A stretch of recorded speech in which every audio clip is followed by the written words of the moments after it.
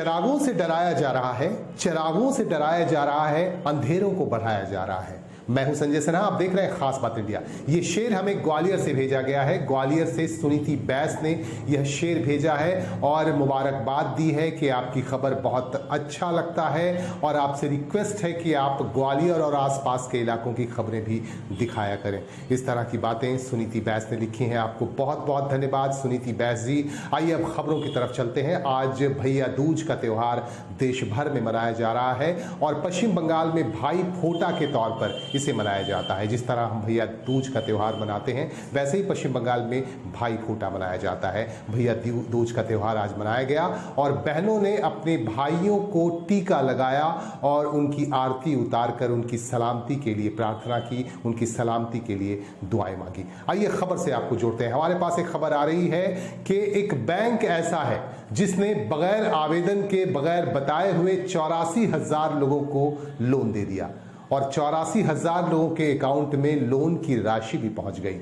और जब बैंक से इस बारे में पूछा गया तो बैंक ने सफाई देते हुए कहा कि टेक्निकल गड़बड़ी की वजह से ऐसा हुआ है। 84,000 ग्राहकों के अकाउंट में लोन की राशि चली गई और अब ग्राहकों को लोन की राशि चुकाना भी है। तो इस तरह की गड़बड़ी क्या हो सकती है? बैंक लाख सफाई दे लेकिन ऐसी गड़बड़ी कतई नहीं हो सकती है। 84,000 लोगों के खातों में चले गए लोन के अमाउंट, न कोई आवेदन न कोई अनुरोध, इसके बावजूद भी उनके खातों में चले गए 84,000 लोगों के खातों में चले गए ऋण की राशि। पश्चिम बंगाल में भाई फोटा का त्यौहार काफी धूमधाम से मनाया जाता है। इस बार भी भाई फोटा के मौके पर बहनों ने अपने भाइयों को फोटा लगाया, तिलक लगाया, टीका लगाकर उनकी सलामती के लिए प्रार्थना की। और आपको हम दिखाएंगे कि आसनसोल में भी भाई फोटा का त्यौहार मनाया गया और यहाँ राज्य के कानून और PWD डिपार्टमेंट के मंत्री मलय घटक के बहनों ने भी उनको फोटा लगाया, तिलक लगाकर उनकी सलामती के लिए प्रार्थना की गई। इस मौके पर उनके भाई अभिजीत घटक भी मौजूद थे और उनके परिवार के दूसरे सदस्यगण भी मौजूद थे। हम आपको दिखाएंगे कि किस तरह से मंत्री मलय घटक और उनके भाई अभिजीत घटक को उनकी बहनों ने फोटा लगाया भाई फोटा के मौके पर और उनकी सलामती के लिए दुआएं मांगी, प्रार्थना की।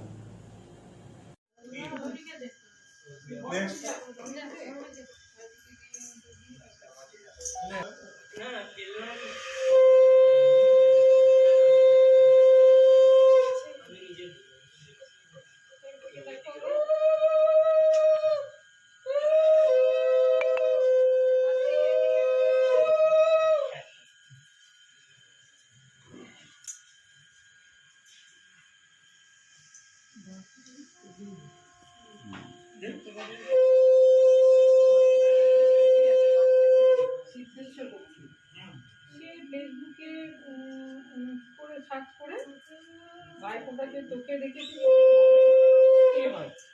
আপনাকে দেখলাম ভাই ফোটা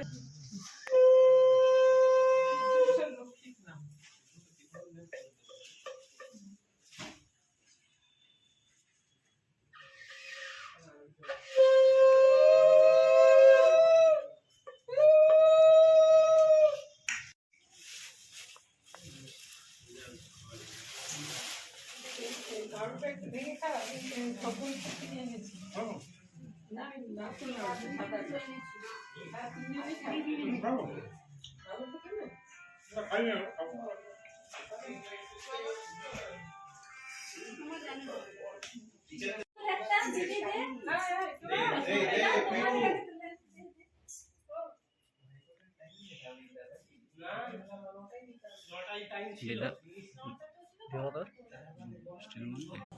आसनसोल दक्षिण के विधायक अग्निमित्रा पाल ने अपने तरीके से भाई फोटा का त्यौहार मनाया। भाई फोटे के मौके पर वह अपने विधानसभा क्षेत्र के बोड़ो डांगा, एक जगह है जहां आदिवासी समुदाय के लोग रहते हैं और गरीब बस्ती है, यहां पहुंचकर अग्निमित्रा पाल ने इन लोगों के साथ भाई फोटा का त्यौहार मनाया। और आपको हम दिखाएंगे कि किस तरह से सभी के माथे पर अग्निमित्रा पाल ने फोटा लगाया, तिलक लगाया और टीका लगाकर उनकी सलामती के लिए उन्होंने प्रार्थना की। और और इस मौके पर इस इलाके के रहने वाले लोगों के लिए वह धोती और साड़ी भी ले गई थी, जिसे वितरित किया गया। इस मौके पर हम आपको दिखाएंगे कि किस तरह से अग्निमित्रा पाल ने यहाँ के लोगों के साथ नाच गा कर और उनके लिए उपहार भी दिए भाई फूटा के मौके पर, और किस तरह से आदिवासी महिलाओं के साथ उन्होंने नाचा भी।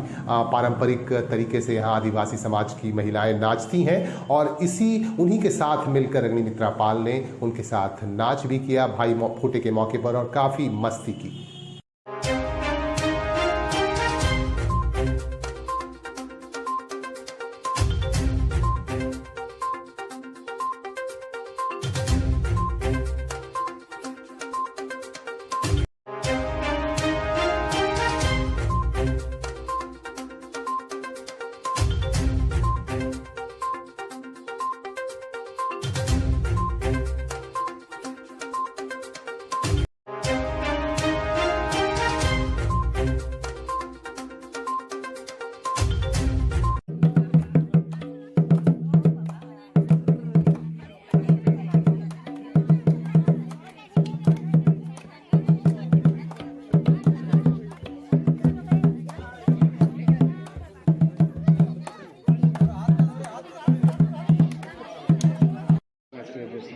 আজকে আমার বিধানসভায় এই আদিবাসী মা বোনেদের সাথে ওদের পাড়াতে এসেছি বড়ডাঙ্গা। খুব সুন্দর মানুষ এবং তাদেরই পরিবারে যে আমার ভাইরা দাদারা তাদেরকে ফুটা দিলাম এবং মায়েদের কাছে চাদর দিয়েছি। পৌষ মাসে ওদের পরব আছে, সে তখন আমরা সবাই সাদা শাড়ি লাল পাড় পরে একসাথে নাচলাম, ঠিক তো? ঝামসা মাদলের সাথে আজকে আমরা নাচলাম, খুব আনন্দ হলো। সবাইকে মিষ্টি খাওয়ানো, ধুতি দেওয়া, ফোঁটা দেওয়া, প্রতি ভাইফোঁটাতেই তো একই রকমভাবে কাটে। রাজ্য অফিসে অন্যদিন যাই অন্যবারে, এবারে রাজ্য অফিসে যেতে পারিনি, ওদের পাশে দাঁড়াবো বলে। বানের সময় কিছুদিন আগে যখন বান হলো, খুব অসুবিধার মধ্যে মানুষগুলো ছিল, তখনও পাশে দাঁড়াবার চেষ্টা করেছিলাম এবং আজকে এই আনন্দের দিনে তাদের সাথে এই আনন্দ ভাগ করে নেবার জন্য চলে এসেছি।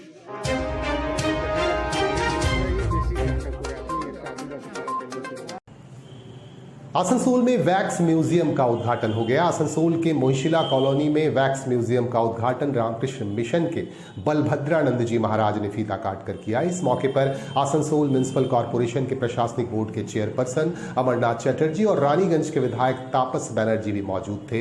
सभी ने उत्साह बढ़ाया।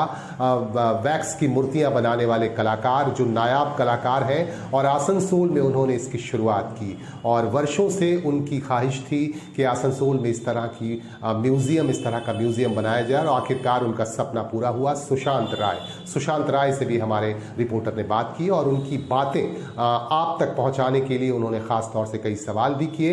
हम आपको दिखाएंगे कि किस तरह से यहाँ मोम प्रतिमा के संग्रहालय का उद्घाटन हुआ और इस मौके पर काफ़ी विशिष्ट लोग इस मौके पर मौजूद थे और अब भी लोग जा रहे हैं इस संग्रहालय को देखने के लिए।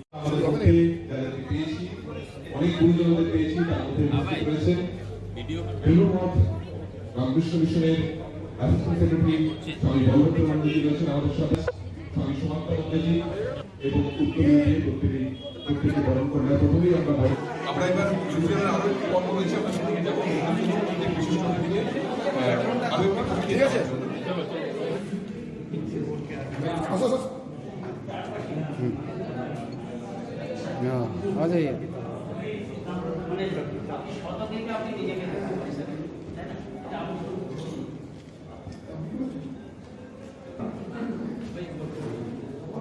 উদ্বোধিত হলো মাননীয় মহারাজ, যিনি এটি উদ্বোধন করলেন এবং আমরা প্রত্যেকেই চমৎকৃত হচ্ছি। একসময় জয়পুরে তিনি অনুরোধ করেছেন যে আমি যেন এই অনুরোধটি রাখি সকলের কাছে, তার মধ্যে সমস্ত সেই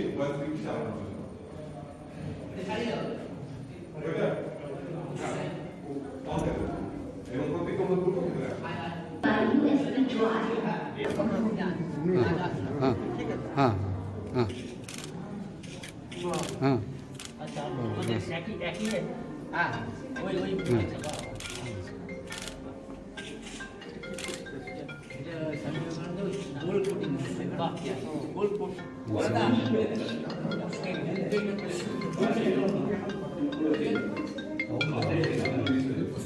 এই অভিনব জিনিসটা দেখার আসানসোলের মানুষের সৌভাগ্য হলো সুশান্তদার হাত ধরে ওপেনিং করলেন আমাদের বলভদ্রজি মহারাজ, আমাদের সমাত্মানন্দজি মহারাজ রয়েছেন, তাপস বন্দ্যোপাধ্যায় রয়েছেন, ভারুকানন্দজি মহারাজ রয়েছেন, যাদের হাত ধরে এই শুভ উদ্বোধন হলো। এরকম একটা অকল্পনীয় প্রাসাদ আমরা অন্যান্য শহরে দেখেছি, জয়পুর টাইপুরে, কিন্তু এরকম ভাবনা আমরা এখানে দেখিনি কোনো দিন। তা আমার মনে হয় সুশান্তদার এই রূপটাকে দেখার জন্য আমাদের আসানসোল শিল্পাঞ্চলের বহু মানুষ এবং বহু শিল্পী আসবে। তিনি প্রধানত মোমের মূর্তি করেন, কিন্তু এমনি ব্রোঞ্জের স্থাপত্য করেছেন, যেমন আসানসোলের স্বামী বিবেকানন্দ মূর্তি বিবেকানন্দ পার্কে, সেটি তিনি করেছেন। আজকে তার ওয়াক্স মিউজিয়ামের উদ্বোধন হলো। সেই উদ্বোধন করার জন্য আমাকে উনি বেলুড় মঠ থেকে আসতে বলেছেন, আমি এসেছি। এবং তার সঙ্গে ওয়াক্স মিউজিয়ামের সঙ্গে এই শীষমহল, এটা সম্ভবত এই ইন্দোর টিন্দোর এই অঞ্চলে প্রাচীনকালের রাজারা তারা করতেন, কিন্তু মনে হচ্ছে শুনলাম যে বাংলাদেশে এই প্রথম। এটা একটা খুব দেখবার জিনিস হয়েছে। সব মিলিয়ে এই আমাদের শিল্পী সুশান্ত রায়ের ওয়াক্স মিউজিয়াম সঙ্গে এই শীষমহল অনেক আগেই পেয়েছিলাম। যেদিন প্রথম আমরা আসানসোলবাসী ওই বিবেকানন্দ পার্কে, যেটা আগে জুবিলি পার্ক বলে আমরা জানতাম, সেখানে বিবেকানন্দ মূর্তিটি দেখার পর তারপর বহু মূর্তি সে করেছে। তৎকালীন যারা আমাদের রাজনৈতিক ব্যক্তিত্ব ছিল তাদের করেছে, বর্তমান যারা মুখ্যমন্ত্রী, বর্তমানে যিনি মুখ্যমন্ত্রী তার মূর্তি করেছেন, বিভিন্ন ক্রীড়াবিদের মূর্তি করেছেন, বিভিন্ন অভিনেতা অভিনেত্রীদের মূর্তি করেছেন, বিভিন্ন দিক দিয়ে যারা ভারতবর্ষে বা পৃথিবীতে নাম করেছে সেই সব মানুষের তিনি মূর্তি করে তার যে কলকাতার যে মিউজিক कला है, कारीगरी है, ये सारा पुराना पैटर्न की कारीगरी है और राजस्थान में ये फेमस है। जैन मंदिरों में ये स्पेशल ज़्यादा बनाई जाती है और पुराने राजा महाराजाओं के टाइम में शीश महल इसी तरीके का बनता था। ये हमने 5 महीने की कड़ी मेहनत और हमारे 25-30 मेंबरों के कारीगरों की मेहनत का नतीजा है कि ये आज बनके तैयार हुआ है। और इसमें जो कांच है वो सब हम अजमेर से ही लाया हुआ है, वहाँ की फैक्ट्रियों से स्पेशल ऑर्डर देके बनवाया हुआ है, क्योंकि यहाँ कलकत्ता में हमने ट्राई किया, यहाँ ये कांच नहीं मिलता, तो ये हमने स्पेशल ऑर्डर और साइज देके फिर अजमेर से बनवाया हुआ है। इसमें खर्चा तो हम नहीं बता पाएंगे, लेकिन हमारा जो है लगभग 35 लाख के आसपास का इसमें बजट हमारा खर्चा लग चुका है। बाकी जो भी है स्ट्रक्चर वगैरह है या फर्नीचर वगैरह है वो सब चीज़ें एक्स्ट्रा है। और ये इसमें जो कलर कॉम्बिनेशन है, कलर एक साइड में हमने ब्लू कलर लिया है और एक साइड में येलो कलर लिया है, गोल्डन कलर, और बीच में जो है वो रेड और ग्रीन कलर लिया है। ये कॉम्बिनेशन फेमस कॉम्बिनेशन है इस हॉल का। और ये जयपुर में जो रॉयल फैमिली का जो हॉल है उसकी एक तरीके से कॉपी है, उसी पैटर्न से बनाया हुआ है और ये इंडिया का पहला सेकंड शीश महल है जिसमें फ्लोर भी कांच का है। एक शीश महल जयपुर में है जो सुशांत दादा के साथ मिलके बनाया हुआ है, और एक ये है। इसके अलावा और कहीं पे भी शीश महल में कांच का फ्लोर नहीं है, और कांच का फ्लोर भी इतना मजबूत है ये कि कितने आदमी हो, कुछ भी करो, कुछ भी इसको नुकसान नहीं होना है। और ये इसमें जो वाइट मटेरियल देख रहे हैं आप, ये वाइट मटेरियल बीकानेर से मंगाया हुआ है। ये स्पेशल पेरिस आता है जो कि ज़्यादा टेम्परेचर में पकाया हुआ होता है। कॉमन नॉर्मल टेम्परेचर वाला तो यहाँ मिल जाता है, लेकिन ये ज़्यादा टेम्परेचर वाला है पेरिस ही है, और इसमें बहुत वाइटनेस है और बहुत हार्ड है ये। तो ये इस तरीके से जो है वो, अब इसमें रॉयल फैमिली के कुछ स्टैचू और लगने हैं जो कि अभी बाकी है। बाकी राजा महाराजाओं के यहाँ अपने कलकत्ता का जो भी इतिहास रहा है उनके स्टैचू यहाँ पे, वैक्स के स्टैचू हकीम शेख कहाँ से आता है, अजमेर से हैं सर हम। हमने आपको दिखाया कि आसनसोल के मोहिशेरा कॉलोनी में शीश महल यानी वैक्स म्यूजियम का उद्घाटन हुआ और सुशांत राय का सपना आखिरकार पूरा हुआ। अब बात करेंगे छठ पूजा की। अस्ताचलगामी छठ पर्व बहुत नजदीक आ गया है और छठ पूजा की तैयारी भी काफी जोर शोर से की जा रही है। कई गैर सरकारी और सरकारी संस्थानों की तरफ से लोगों की मदद भी की जा रही है और पूजन सामग्री सहित वस्त्र भी वितरित किए जा रहे हैं। आसनसोल में कुशवाहा कल्याण कल्याण समिति की तरफ से भी छठ व्रतियों में पूजन सामग्री और फल तथा वस्त्र वितरित किए गए। इस मौके पर समाज सेवी कृष्णा प्रसाद सहित इस संस्था से जुड़े तमाम पदाधिकारी और सदस्यगण उपस्थित थे। है कि कृष्णा प्रसाद जी जैसे महान समाज सेवी हमारे संस्था से अगर जुड़ेंगे और इनका मार्गदर्शन होगा तो हमारे संस्था कहीं बहुत ऊंचा आगे बढ़ जाएगा।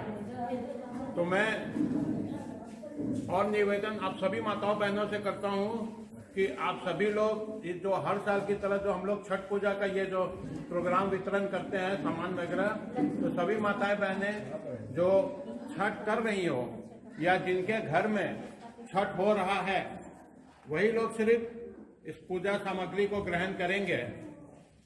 तो हर साल की तरह हम लोग ये प्रोग्राम कर रहे हैं और आप लोग जो आए हैं आज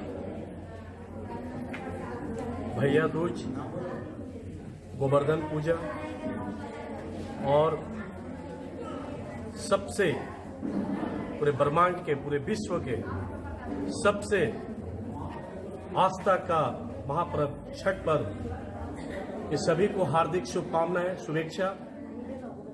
जितने भी माताएं बहन बुजुर्ग आए हैं सबको मेरा नमस्कार। कुशवाहा कल्याण समिति की अध्यक्ष गण, बुजुर्ग और सबसे कुशवाहा कल्याण समिति का धरोहर, इस नींव को रखने वाले चाचा जी को मैं प्रणाम करता हूं। देखिए ये आपके सामने में है और जितने भी सदस्य हैं सबको मेरा नमस्कार, धन्यवाद।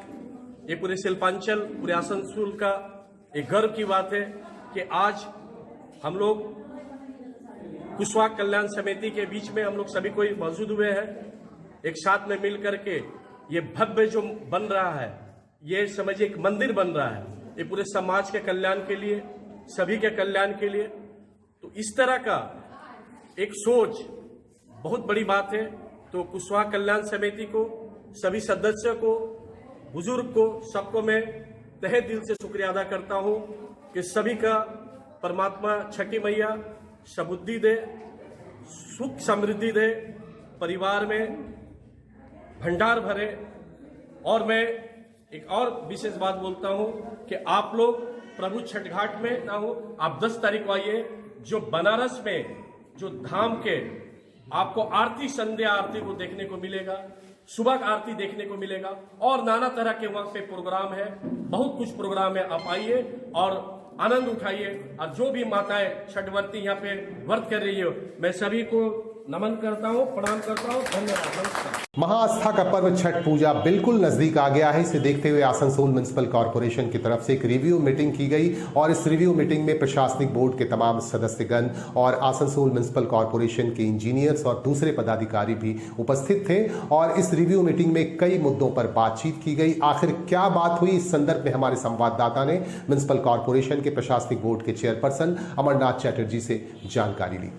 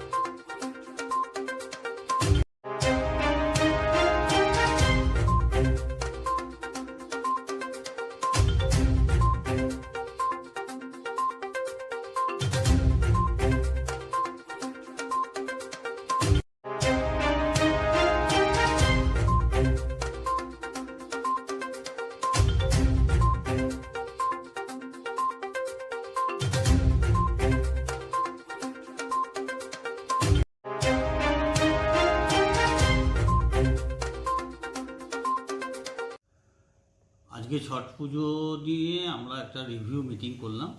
ছট পুজোর আমরা কাজ দুর্গা পুজোর পর থেকে শুরু করে দিয়েছিলাম, কারণ এবছর যে ডিজাস্টার এসেছিল আমরা জানতাম যে এরকম ব্যাপার আছে, যে আমাদের কাজ বেশি করতে হবে এবং নদীর পাড়, পুকুরের পাড় সব খারাপ হয়ে গেছে জলে। সেই জন্য আমরা দুর্গাপুজোর পর থেকে কাজ আরম্ভ করে দিয়েছিলাম এবং আমরা এবছর আমাদের 23টা ঘাট এক্সট্রা করতে পড়ছে। জনসংখ্যা বৃদ্ধি পাচ্ছে, জনবসতি এলাকা হয়ে গেছে, সেই জন্য 23টা ঘাট আমাদের এক্সট্রা করতে হলো এবছর। তো আমাদের ইলেকট্রিকের কাজ, পানীয় জল সরবরাহের কাজ, রাস্তা রিপেয়ার, কোথায় কোথায় স্টোন ডাস দিতে হবে, কোথায় কোথায় নদী পারাপারের জন্য আপনাদের ব্রিজ করতে হবে, কাঠের টেম্পোরারি সেইগুলো, সেই সব নিয়ে আমাদের আজকে মেম্বার মীর হাসিম, আমাদের দিব্যেন্দু ভগত, চন্দ্রশেখর কুণ্ডু, আমাদের ইঞ্জিনিয়ার শ্রীবাস্তব সাহেব, আমাদের উজ্জ্বলবাবু, সাদ্দাম, শ্যামবাবু, স্যানিটারি ডিপার্টমেন্টের সবাইকে নিয়ে আমরা একটা রিভিউ মিটিং করলাম, যাতে সঙ্গে সঙ্গে আপনার স্যানিটাইজ করা হয়, ব্লিচিং করা হয়, সাফাই করা হয় এবং আমাদের যে সমস্ত বোড়োগুলো রয়েছে সেই বোড়োগুলোতে আমরা একটা করে মনিটরিং কমিটি এবং ইনকোয়ারি কমিটি আমরা তৈরি করে দিলাম। সেই ইনকোয়ারি কমিটির মাধ্যমে এবং মনিটরিং কমিটির মাধ্যমে আমাদের 2 দিন 10 এবং 11 এখানে অফিসে ইনকোয়ারি সেল একটা খোলা হবে। সেই সেল থেকে পরিচালিত হবে সমস্ত জায়গাগুলো, 223টা ঘাট। তো দেখা যাক আমরা কতদূর সফল হতে পারি। আমার মনে হয় যে আসানসোলের মানুষ রয়েছে, ছট কমিটির মানুষজন রয়েছে, তারা সবাই মিলে সুন্দরভাবে ঠাকুরের আশীর্বাদে, ছট মায়ের আশীর্বাদে আমরা এটাকে পের করে নিতে পারবো।